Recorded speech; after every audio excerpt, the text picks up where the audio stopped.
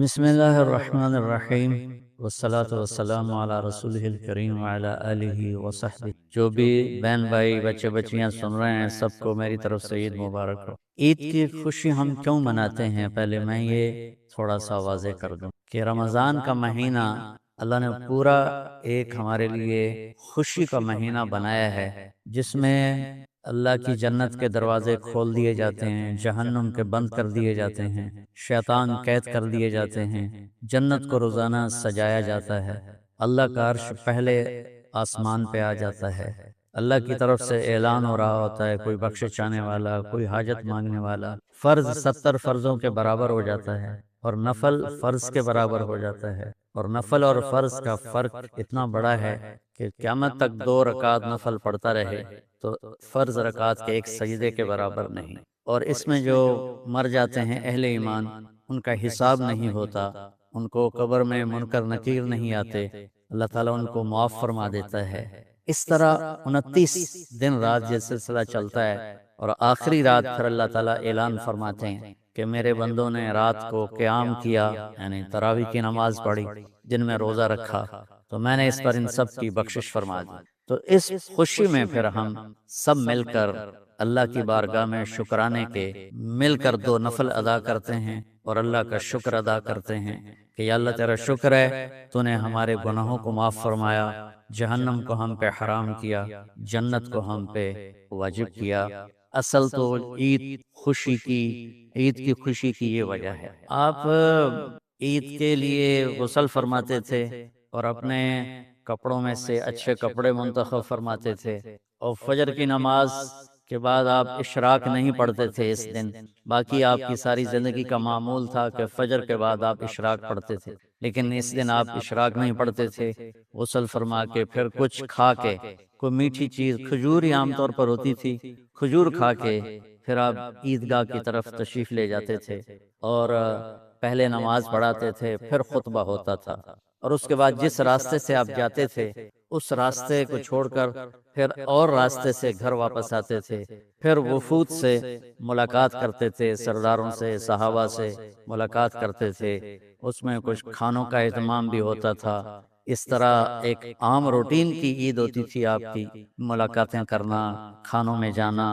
اور اچھے کپڑے پہننا، سب کو خوشی سے ملنا، یہ عید الفطر پر آپ کا یہ معاملہ۔ باقی جو اداسیاں ہیں، ڈپریشنیں ہیں، اس کی وجہ آپس کی محبتوں کا کم ہو جانا ہے، اور دنیا کی ایسی دوڑ جس نے اپنے آپ کو بھی بھلا دیا ہے، اور آپس کی نفرتیں ہیں اور آپس کے بغض، حسد ہیں، ان منفی جذبوں نے ہماری خوشیوں کو دھندلا دیا ہے، ورنہ رمضان کا ہر لمحہ خوشی کے لیے ہے، اور عید اس کی بھیک ہے، اور پوری زندگی اللہ راضی ہو رہا ہو تو خوشی ہی خوشی ہے۔ ہمیں اپنے ملک سے، اپنی نسل سے آپس کی نفرتیں، حسد، بغض یہ مٹانے ہوں گے، تب جا کر ہمیں حقیقی خوشیاں حاصل ہوں۔ میں اس عید کے خوشی کے موقع پر اپنی قوم سے ہاتھ جوڑ کے اپیل کروں گا کہ جھوٹ بولنا چھوڑ دیں، دھوکہ دینا چھوڑ دیں، اور ظلم کرنا چھوڑ دیں۔ مذہبی نفرت نے ہمیں تباہ کر دیا، سیاسی نفرت نے ہمیں تباہ کر دیا، صوبائی قومی نفرت نے ہمیں تباہ کر دیا، آپس کی رنجشوں کی نفرت نے ہمیں تباہ کر دیا۔ میں ساری قوم کے سامنے جھولی پھیلا کر چاروں صوبوں کے رہنے والوں سے اور ہر مکتب فکر سے متعلق اہل ایمان سے یہ درخواست کرتا ہوں کہ آئیں ہم سچائی کو اپنا ساتھی بنائیں اور دیانتداری سے اپنے آپ کو آراستہ کریں، اور انصاف کا ساتھ دیں، نہ ظالم بنیں نہ ظالم کا ساتھ دیں۔ اسلام 2 چیزوں کا مجموعہ ہے، ایک اللہ کا حق ہے جو عبادات کی شکل میں ہے، اور ایک اللہ کے بندوں کا حق ہے جو اخلاقیات اور معاملات اور معاشرت کی شکل میں ہے۔ یہ دونوں کمپلسری پیپر ہیں، دونوں لازمی پیپر ہیں، ان دونوں میں پاس ہونا ضروری ہے۔ میری نماز اچھی ہے لیکن میری دکان پہ جھوٹ ہے، تو نماز اس جھوٹ کی کمی کو پورا نہیں کر سکے گی۔ میری دکان پہ سچ ہے لیکن میں نماز نہیں پڑھتا، تو میرا یہ سچ بولنا میرے نماز کی کمی کو پورا نہیں کر سکتا۔ اللہ کے نبی نے دنیا سے جاتے ہوئے 2 لفظوں میں سارا دین بتا دیا تھا۔ جب آپ کے جانے کا وقت قریب تھا تو آپ 2 لفظ دہرا رہے تھے، الصلاۃ وما ملکت ایمانکم، میری امت میرے بعد ایک نماز نہ چھوڑنا اور ایک امت کے غریب مسکین لوگوں سے، نوکر غلاموں سے اچھا سلوک کرنا، یہ دو الگ الگ ڈیمانڈ ہیں۔ جیسے پانی پینے سے روٹی کی کمی پوری نہیں ہو سکتی اور روٹی کھانے سے پانی کی کمی پوری نہیں ہو سکتی، یہ دونوں الگ چیزیں ہیں۔ اخلاق کو عبادت کی کمی پر نہیں کر سکتی، اور عبادت کی کمی اخلاق کو اور اخلاق کی کمی کو عبادت پورا نہیں کر سکتی۔ ان دونوں چیزوں میں پاس ہونا ضروری ہے، تب جا کر ایک معتدل معاشرہ وجود میں آتا ہے۔ ایک حدیث سنا کے بات ختم کرتے ہیں۔ میرے نبی وضو فرما رہے تھے تو صحابہ آپ کے وضو کا پانی گرنے نہیں دے رہے تھے، نیچے سے لے کر کوئی پی رہا تھا، کوئی منہ پہ مل رہا تھا۔ تو آپ نے فرمایا ما یحملکم علی ھذا، یہ کیا کر رہے ہو؟ وہ کہنے لگے یا رسول اللہ، اللہ اس کے رسول کی محبت میں کر رہے ہیں۔ تو آپ نے فرمایا میں تمہیں بتاتا ہوں اللہ اس کے رسول سے محبت کرنے والا کون ہوتا ہے۔ فَلْيُصْدِقِ الْحَدِيثَ إِذَا حَدَّثَ، اللہ رسول سے محبت کرنے والا وہ ہوتا ہے جو ہمیشہ سچ بولتا ہے۔ فَلْيُؤَدِّ الْأَمَانَةَ إِذَا تُؤْمِنَ، جو ہمیشہ امانت داری سے کام لیتا ہے، کبھی دھوکہ فراڈ نہیں کرتا۔ فَلْيُحْسِنْ جِوَارَ مَنْ جَاوَرَهُ، اور جو ہمیشہ اپنے پڑوسیوں کے ساتھ اچھا سلوک کرتا ہے، پڑوسی اپنے ہوں، غیر ہوں، مسلم ہوں، نان مسلم ہوں، وہ ان کے ساتھ اچھا سلوک کرتا ہے۔ یہ تین نشانیاں ہیں عشق رسول کی۔ یہ تین باتیں میری قوم اپنا لے تو یہ اندھیرے اجالوں میں انشاءاللہ تبدیل ہو جائیں گے۔ دنیا کے لیے قانون ہے اللہ تعالیٰ کا کہ جس قوم میں انصاف، دیانتداری اور سچائی ہوگی انہیں اللہ عروج دے گا، وہ مسلم ہو یا نان مسلم ہو۔ اور جن ملکوں میں، قوموں میں بددیانتی ہوگی، ظلم ہوگا، جھوٹ ہوگا، وہ زوال کا شکار ہوں گی۔ ساری ویسٹرن دنیا تو لیڈ نہیں کر رہی، ہمارے جیسے ملک بھی ہیں جہاں یہ ساری چیزیں ہیں، تو وہ ہماری طرح ہی ذلیل ہیں اور ہماری طرح ہی وہ خوار ہیں۔ چند ایک ملک ہیں جنہوں نے ان چیزوں کی رعایت کی ہے، تو وہ اس وقت لیڈنگ رول میں ہیں، لیڈنگ ماڈل میں ہیں۔ تو دنیا کے لحاظ سے تو یہ قانون ہے کہ سچائی، دیانتداری اور انصاف قوموں کو اونچا لے جائے گا۔ آخرت میں اللہ تعالیٰ نے اعلان کیا ان اللہ لا یغفر ان یشرک بہ ویغفر ما دون ذلک لمن یشاء۔ آخرت میں کامیابی کا آخری فیصلہ ایمان پہ ہوگا کہ اللہ تعالیٰ کا فرمان ہے میں شرک معاف نہیں کروں گا، اس کے علاوہ میں جسے چاہوں معاف کر دوں۔ تو ہماری 52 کے قریب اسلامی ریاستیں ہیں، وہ سب بری طرح اس زوال کا شکار ہیں، جس کی بنیادی وجہ یہ تین ہے جس کو میں بار بار آپ کے سامنے دہرا رہا ہوں۔ سب سے بڑے نام دو ہیں، رحمان اور رحیم۔ سارے بڑے ہیں لیکن ان میں سب سے بڑے یہ دو نام ہیں، الرحمن الرحیم۔ قرآن میں ایک ہی سورت شروع ہوئی ہے الرحمن سے، تو اس کو قرآن کی دلہن کہتے ہیں علماء، الرحمن۔ تو اللہ نے بسم اللہ الرحمن الرحیم، الحمدللہ رب العالمین الرحمن الرحیم، ہمیں تسلی دینے کے لیے کہ میں رحمان و رحیم ہوں۔ چونکہ قرآن قانون بتائے گا، زندگی کا طریقہ بتائے گا، تو مجھے یاد کرنا میں رحمان و رحیم ہوں۔ کوئی سخت بات نہیں ہوگی، لا یکلف اللہ نفسا الا وسعها، کوئی ایسی بات نہیں کہوں گا جو تم نہ کر سکو۔ ہاں نفس بگڑ جائے تو اور بات، اور اللہ کا انکار کر دے۔ انہیں قربان جائیں سورہ بقرہ کا جو آخر ہے اور سورۃ فاتحہ، ہمارے نبی نے فرمایا یہ اللہ نے مجھے عرش کے خزانوں سے یہ کلام دے۔ اس کو جبریل لے کر نہیں آئے، جبریل آئے ساتھ ایک فرشتہ آئے اسپیشل، یہ دو کلام لے کر، للہ ما فی السماوات سے لے کر فانصرنا علی القوم الکافرین اور سورۃ فاتحہ۔ سورۃ فاتحہ سارے قرآن کا خلاصہ، ساری آسمانی کتابوں کا خلاصہ قرآن ہے، اور قرآن کا خلاصہ سورۃ فاتحہ ہے، اور سورہ فاتحہ کا خلاصہ ہے ایاک نعبد و ایاک نستعین، صرف تیری بندگی اور تجھ ہی سے مانگنا۔ میں تو جہالت کا دور ہے، قبروں گرے پڑے ہیں، پیروں کے سب پاؤں میں پڑے پڑے ہیں، سائیں تسی سب کچھ کر سکتے ہو، کوئی اللہ کی سوا بھی کچھ کر سکتا ہے؟ جسے جس وقت پکارو اسی وقت جواب دے، وہ تو صرف اللہ ہے اور تو کوئی نہیں۔ جو پیدا بھی ہوا، جو مر بھی گیا، وہ کیسے حاجت روا ہو سکتا ہے؟ وہ صرف اللہ ہے۔ میں نے کہا الرحمن ہوں الرحیم، تم پر کوئی مشکل نہیں ڈالوں گا۔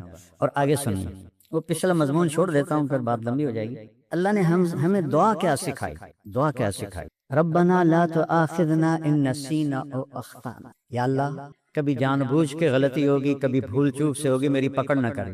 اللہ کہہ رہا ہے کہ اے منگو میرے کو، آپ کے پاس کوئی ڈاکٹر آئے کہ جی کبھی گڑبڑ جان بوجھ کے ہوگی، کبھی غلطی سے ہوگی، لیکن مجھے نکالنا نہیں، کیا خیال ہے؟ خود آپ پہ چلان ہو جائے گا میاں ادریس کا۔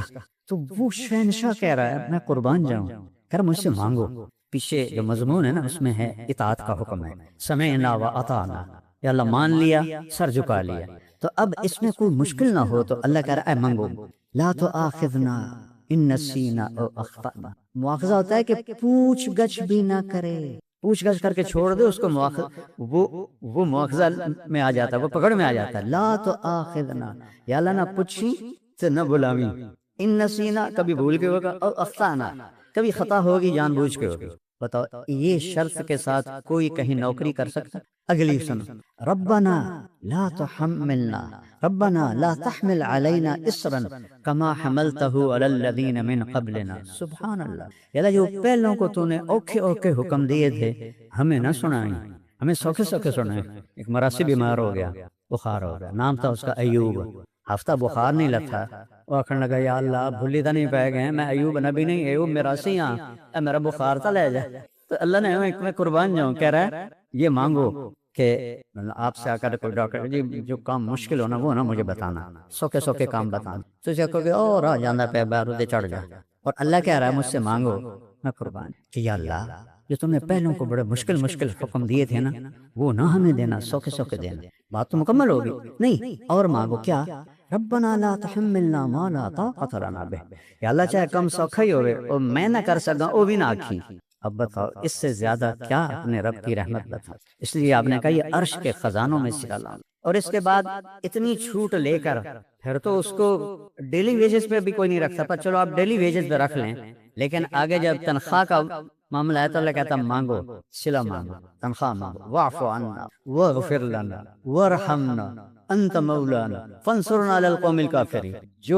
جو فرسٹ آیا ہو کسی بھی امتحان میں اس کو جیسے فل پروٹوکول دیا جاتا ہے، دعا میں اللہ نے فل پروٹوکول دیا ہے کہ میں نے خود ہی تمہیں یہ چھوٹیں دی ہیں، اب تم کہیں ڈر نہ جانا کہ پتہ نہیں کچھ ملے گا بھی صحیح کہ نہیں، مانگو واعف عنا۔ پہلا کام یہ ہے کہ ہمارے گناہوں کا نشان مٹا دیں، نشان مٹانے کو عفو کہتے ہیں، نشان مٹانا اس کو عفو کہتے ہیں، معافی نہیں کہتے، نشان مٹانا کا پہلا کام یہ کر کہ یہاں جو کچھ لکھا گیا نا پٹھے پاسے انہوں مٹا دے، واغفر لنا دوسرا یہ کر کہ ہمیں معاف کر دے، تیسرا یہ کر ورحمنا سنو جنت ہی دے۔ اور شاید تمہارے دلوں میں یہ بات آ گئی ہو ڈھیر مانگ لیا ہے، اس کو کم الٹا نہ ہو جاوے، تسلی کے لیے ایک جملہ انت مولانا، تو ہی تو ہمارا مولا ہے، تجھ سے نہ مانگے تو اور کس سے مانگے، چلو ایک اور بھی مانگ لو، پوری صرف جنت پہ تمہارا گزارا نہیں ہوگا، دنیا میں بھی عزت چاہیے، فانصرنا علی القوم الکافرین، میں دنیا میں کفار پہ عزت عطا فرما۔ تو اللہ سے جڑنے کے بغیر روح مکمل نہیں، اور کھانے کے احتیاط کے بغیر جسم مکمل نہیں، میڈیسن سے نہیں یہ مکمل ہوتا، روح کو اللہ سے جوڑنا ہے، اس کے لیے کتاب اللہ ہے اور رسول اللہ۔ قل ان کنتم تحبون اللہ فاتبعونی، اگر دعویٰ کرتے ہو کہ میں اللہ سے بڑا عشق ہے تو میری غلامی میں آؤ، اللہ کہہ رہے ہیں ان سے کہو کہ میری غلامی میں آؤ، میرے بن کے دکھاؤ، یحببکم اللہ، پھر میں تم سے پیار کروں گا۔ تو واحد ہمارے نبی ہیں جن کی پوری زندگی پیدائش سے وفات تک محفوظ ہے، یعنی ایک معمولی سی بات، جب آپ کسی کو بلاتے تھے جیسے مرضی بلائیں، لیکن حدیث میں آتا ہے جب آپ کسی کو بلاتے تھے تو ایسے کر کے ایسے نہیں کرتے، کتنی چھوٹی بات، ایسے نہیں کرتے، ایسے کرتے، انگلی اٹھانا عیب سمجھا جاتا ہے، آپ ایسے کر کے اتنی چھوٹی چھوٹی باتیں بھی، جب آپ کو کوئی بلاتا تھا ادھر سے یا رسول اللہ تو آپ ایسے نہیں کرتے۔ اب یہ ساتھی کھڑا ہے یہ مجھ سے کہے مولوی صاحب تو میں اتنا ہی کروں، ادھر والا کوئی کہ مولوی صاحب تو میں اتنا کروں، اور جب میرے نبی کو کوئی بلاتا تھا یا رسول اللہ تو آپ ایسے کرتے، پورا سینہ دیتے تھے، گردن نہیں، ادھر سے کوئی بلاتا یا رسول اللہ تو آپ ایسے، پیچھے سے کوئی بلاتا فل موڑ کے اس کی طرف پھر کر کہتے تھے جی فرمائیے۔ میں نے آپ کو چھوٹی سی مثال کہ میرے نبی کی زندگی کا ایک ایک ذرہ لکھا پڑا ہے، کوئی نبی ایسا نہیں ہے جس کی زندگی اس طرح محفوظ کی گئی۔ آپ کی چال کیسی تھی، آپ کی رفتار کیسی، آپ کا معاملہ کیسا تھا، آپ گھر میں کیسے تھے، آپ باہر کیسے تھے، آپ نے شادیاں کیوں کی، زندگی سمجھانے کے لیے، کیونکہ سب سے مشکل رشتہ خامد اور بیوی ہے، اسے نبھانا سب سے مشکل ہوتا ہے۔ تو آپ نے کہا دیکھو مجھے عورتوں کی کوئی خواہش نہیں ہے، میں نے جہاں شادی کی، جہاں بیٹی کی شادی کی، اللہ کی وحی آئی پھر میں نے قدم اٹھایا، ورنہ 25 سال کا نوجوان 40 سال کی بیوہ عورت سے شادی کر سکتا؟ آج کسی 25 سال کے بچے کو اس کا باپ کا پترا ہے 40 سال دی بیوہ تیری شادی کرنے، وہ تو کراچی دوڑ جائے۔ آپ نے 25 برس 40 سال کی عورت کے ساتھ گزارا، جب ان کا انتقال ہوا آپ کی عمر 50 سال ہوئی تو 10 شادیاں کر لی، زندگی سمجھائی، گھر میں زندگی میاں بیوی کا نباہ بڑا مشکل ہوتا ہے کیونکہ یہ خونی رشتہ نہیں ہوتا ہے، ایک بول پہ بنتا ہے، ایک بول پہ ٹوٹتا ہے۔ تو یہ سب سے مضبوط ترین اور اہم ترین رشتہ ہے کہ اس سے رشتے جنم لیتے ہیں۔ یہ پہلا رشتہ آدم و حوا کا قائم ہوا، خامد اور بیوی کا قائم ہوا۔ اللہ نال 3-4 پتر بھی بنا کے دے دیندا، وہ کوئی مشکل ہے، کن فیکون ہی کرنا نہیں۔ اولاد پہلے ماں باپ، پہلے میاں بیوی بنایا، پھر اولاد۔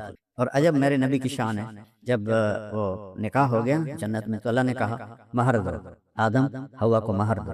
مہر کیا چیز ہے؟ یہ کسی کی بیٹی کی قیمت نہیں ہے، چاہے جھونپڑی والا ہو چاہے محل والا ہو، یہ ایک علامت ہے کہ جب تک یہ نکاح باقی ہے یہ لڑکا اس لڑکی کے خرچ کا ذمہ دار ہو، کمانا اس کے ذمہ نہیں ہوگا، کمانا اس لڑکے کے ذمہ ہو۔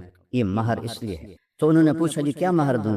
فرمایا تیری نسل میں میرا آخری نبی آئے گا، اس پہ ایک دفعہ درود پڑھ دے، یہ مہر۔ کم از کم دن میں 300 دفعہ تو چلتے پہ صلی اللہ علیہ وسلم ہی پڑھ لو، تو یہ کثرت سے درود والا بن جائے گا۔ جو 300 دفعہ پڑھے کثرت سے درود والا ہے، اور جو کثرت سے درود پڑھتے ہیں اس کی تو کوئی حد نہیں، لیکن 300 سے وہ کثیر میں آ جاتا ہے، جیسے 33 نمبر سے پاس ہونے والوں میں آ جاتا ہے۔ آپ نے کہا میں ان کی شفاعت کروں گا قیامت کے۔ اپنے نبی کو پڑھو، ان کی زندگی پڑھیں۔